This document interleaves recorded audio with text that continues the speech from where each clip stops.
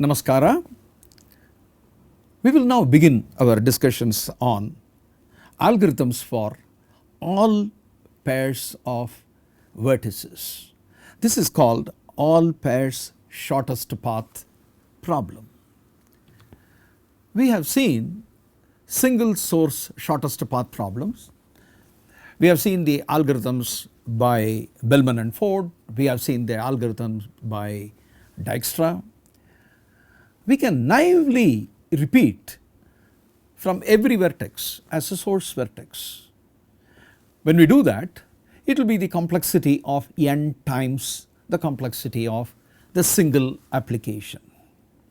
However, it would be nice to see whether we can have certain algorithms that are working directly from the input.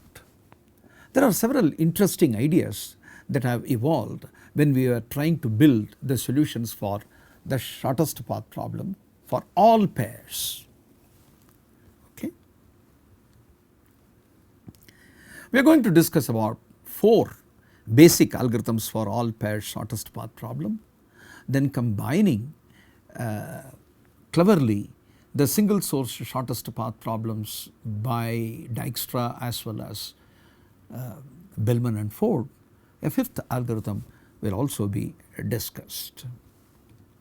We will start with a graph that is directed, it is weighted. We assume that it has got no negative or 0 cycles. We know that the shortest path problem can be meaningfully solved only if G has no negative or 0 cycle. So, we will continue with that assumption. For vertices u and v, define delta uv as the weight of the shortest path from u to v. Okay, here the v is removed. It is defined delta uv as the weight of the shortest path from u to v. We define delta uu to be 0. Okay. It is also useful to extend the weight function.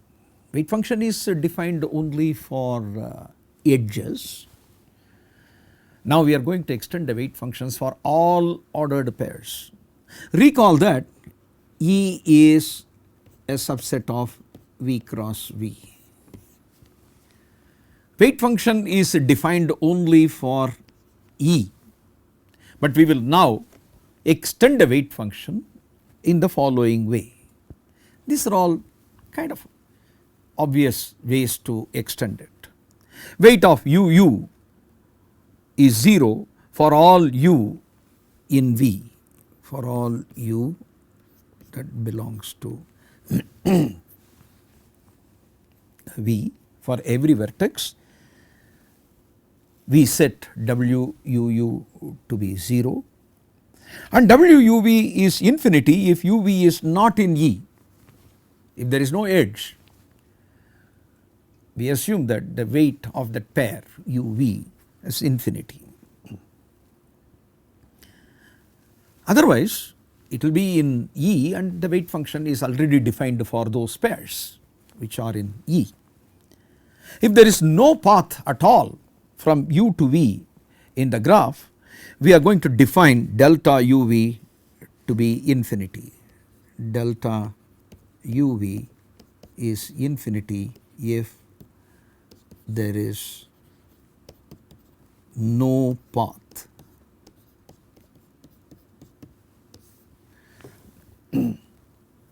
Okay. Now we are interested in finding delta uv for all uv pairs. That is why it is called all pairs shortest path problem. We are interested in finding the weight of the shortest paths for all pairs. Okay.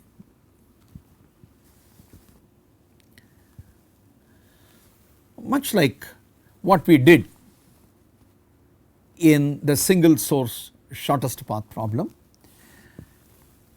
we have an implicit representation, the predecessor array or the previous array, which defines the vertex previous to a vertex v in the shortest path. Using that as an implicit representation, we could build the shortest path any time that we wanted. The implicit representation provided a compact way of representing all paths. In the same way, we are going to derive certain implicit representation for all pairs shortest path problems. We may use that whenever we want, and then we can build the shortest path explicitly. Okay. So, what we are going to compute is only delta uv, the lengths. Our algorithms will focus on that. With little more bookkeeping, we will have an implicit representation for any path in that collection. Okay.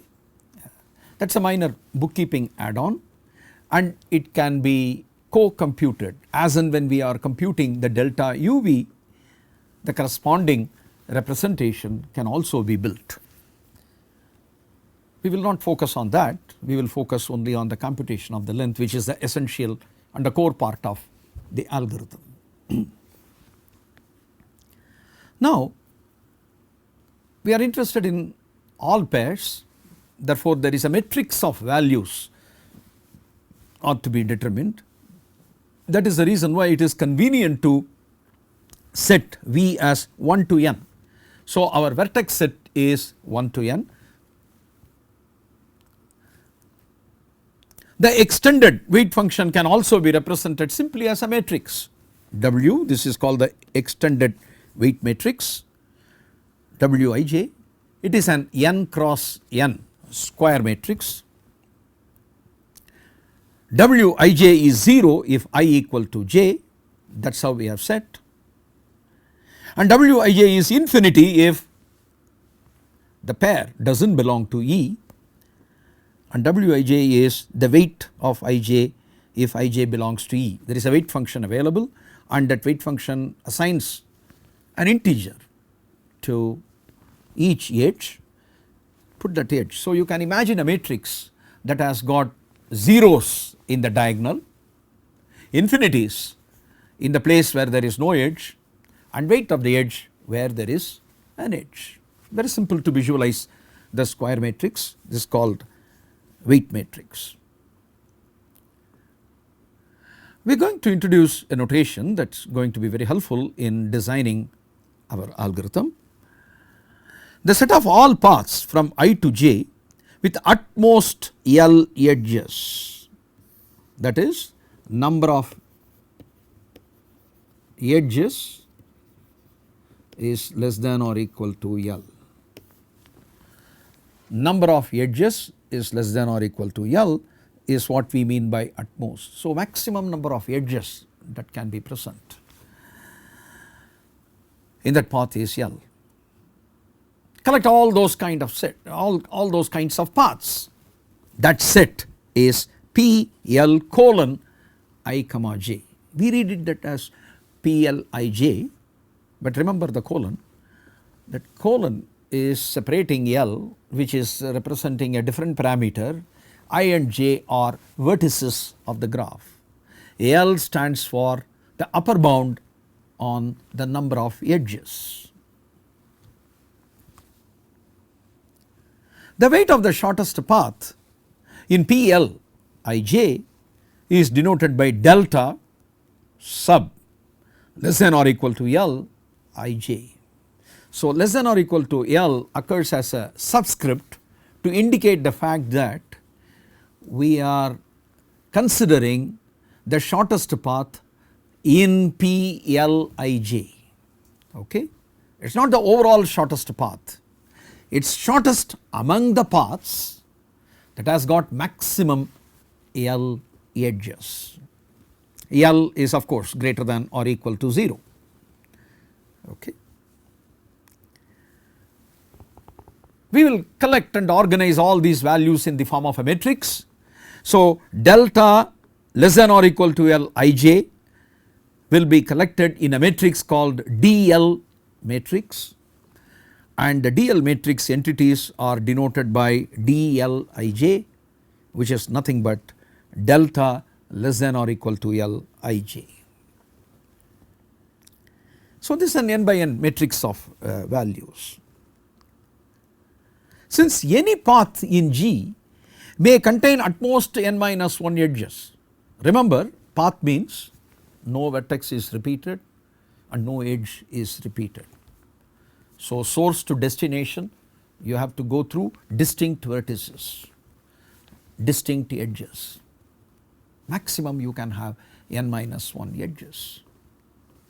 Therefore, P n minus 1 uv is going to collect all the paths, any path, because any path is going to have less than or equal to n minus 1 edges. Therefore, all paths are collected in P n minus 1 uv. Therefore, the minimum in that is the shortest path. That is the reason why we are interested in Dij n minus 1. You see why we are interested in D. This actually represents the length of the shortest path. So, D n minus 1 Ij is equal to delta less than or equal to n minus 1 Ij, which is equal to delta Ij, because it is the shortest among all paths. Okay. So, the observation that P n minus 1 uv is set of all paths is the critical observation that is allowing us to set our goal. Therefore, we have to compute the matrix denoted by D n minus 1. We can go incrementally, right, that is the strategy. The plan is, the reason why we can step through. We define D0 matrix in the following way. What is the definition of D0? Less than or equal to 0 edges, less than or equal to 0 edges. The number of edges is always 0 or more. Less than or equal to 0 means it is just 0 edges. How can you go from a vertex I to j with 0 edges? There is no path of that type. Therefore, when I is not equal to j, d0 ij is infinity. No path exists with 0 edges. We have defined dii, the delta uu is 0, right, that is what we have defined. So, we are defining d0 ij is 0 if I equal to j. In other words, this D matrix is 0 along the diagonal, infinity everywhere else. Okay. So, 0 0 0 infinity infinity infinity. It is going to be a matrix like this, infinity everywhere, 0 along the diagonal. Okay. So, let us see how we can go about building dl from dl minus 1. Here is the Bellman equations that we have seen already in the case of the single source shortest path, rephrased in the context of all pairs shortest path. So, this is the Bellman equation that is valid for all pairs. Take any pair of vertices I and j. We prove that dlij is greater than or equal to dl minus 1 ik plus wkj. We are showing this, and we are going to show that there is one particular k for which the equality holds good. So, all the values are greater than or equal to the right hand side, and it is actually equal to one of them. Therefore, these two together would imply this. This is very similar to the Bellman equation that you have seen in the context of single source shortest path. So, this is what we are going to prove. Okay. dLij is greater than or equal to dl minus 1 ik plus wkj, and dLij is exactly equal to one of these values. So, if dl minus 1 values are available, each dLij can be computed by using n addition and n minus 1 comparisons as shown in the equation above.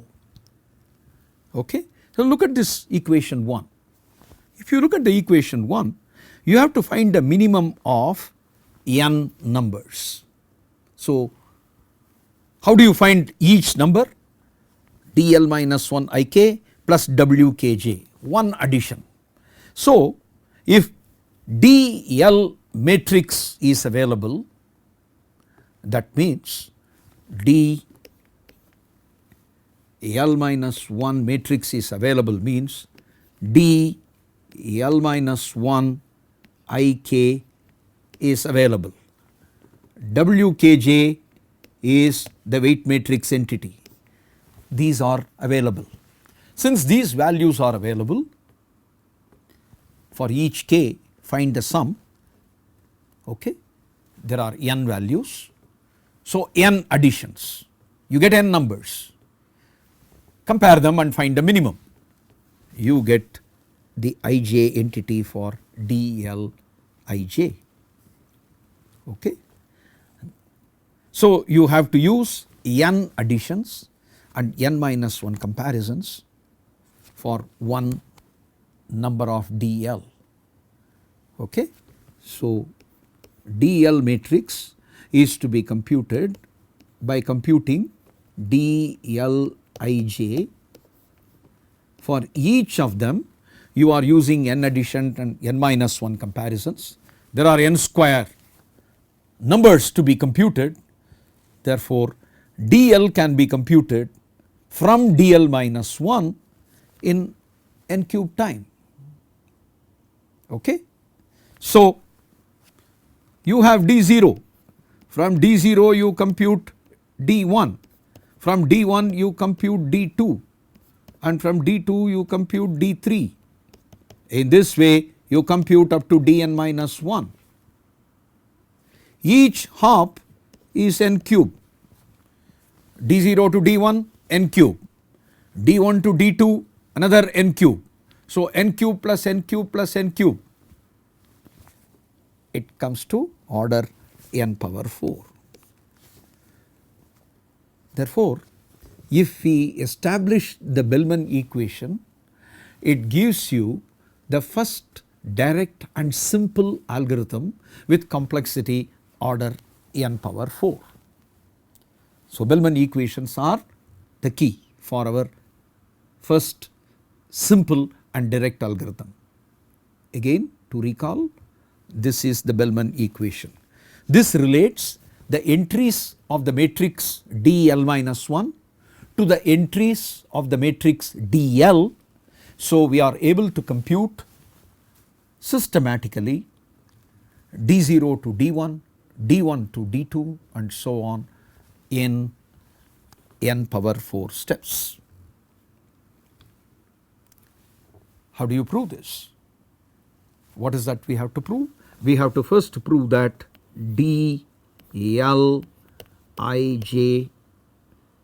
is greater than or equal to dl minus 1 ik plus weight of kj. So, it involves ik and kj. Kj is the last edge. Okay. So, you have the following picture is helpful. I to k j. okay, I to k and j.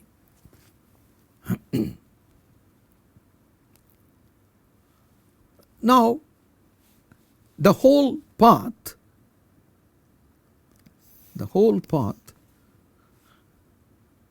has a weight, has L edges.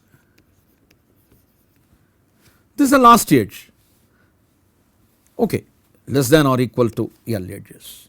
Therefore, this path will have less than or equal to L minus 1 edges. This path is going to have less than or equal to L minus 1 edges. So, if you consider the shortest path,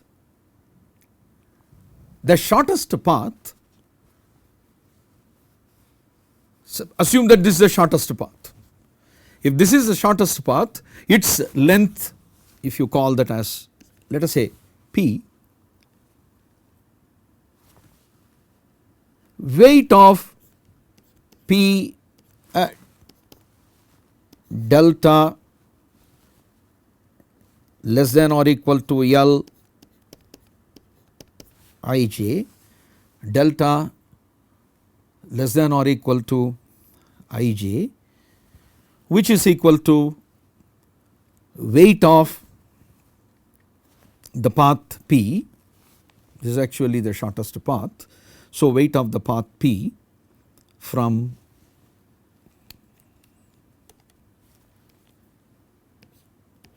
I to j, this is weight of the path p from I to k plus weight of k j, up to this you add, and then k j, weight of k j. This is some path, this will be greater than or equal to delta L minus 1, delta means we have to, d means we put on the top, delta means we put in the bottom, okay. So, I first be consistent with this. This is what we want to show.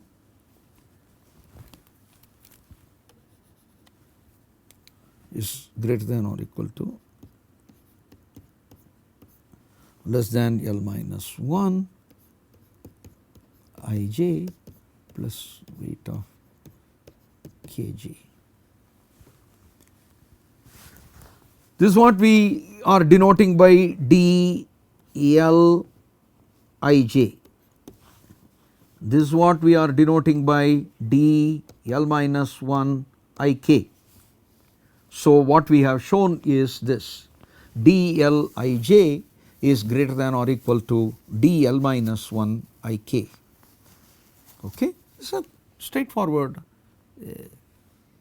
common sense argument, all right. The straightforward common sense argument, that is because this is going to have less than or equal to L minus 1 edges. This is some path with less than or equal to L minus 1 edges. Its weight is going to be greater than or equal to this, therefore, you derive this, okay. Now, if all values are strictly smaller, right, we may not be able to use this formula. There is one value for which the equality is attained, in other words the minimum among all of them, okay, will be. So, we consider again the shortest path, right, from I to j.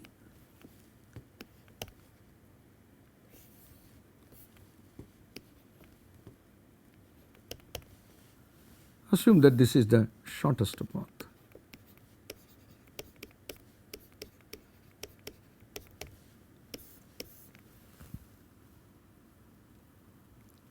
That means its length is delta ij, assume that it has got less than or equal to L edges.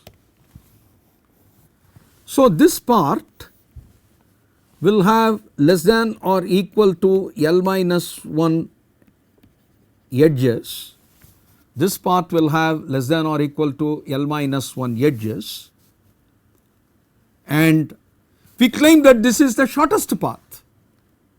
This is the shortest path from I to k. Okay. So, right now the situation is delta L I j is equal to weight of the path P from I to k plus the weight of k j. My claim is this is the shortest path with less than or equal to L minus 1 edges. If if this is the shortest path, then this will be equal to delta L minus 1 I k plus W k j.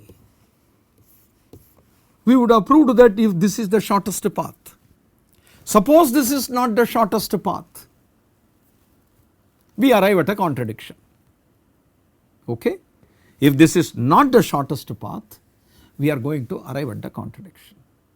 We claim that this is the shortest path, so I write like this, weight of this is this, I write because I claim this is the shortest path. The portion of P from I to k is the shortest path. If this is not the shortest path, if so I to k, if I to k is not the shortest path, let q be a path, this is the path q, q has less than or equal to L minus 1 edges and weight of q equal to delta less than or equal to L minus 1 I k. This is the shortest path, I have written its length. Therefore, q plus kj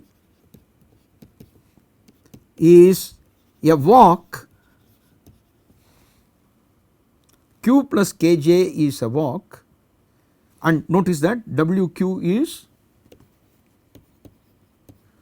less than weight of p I k.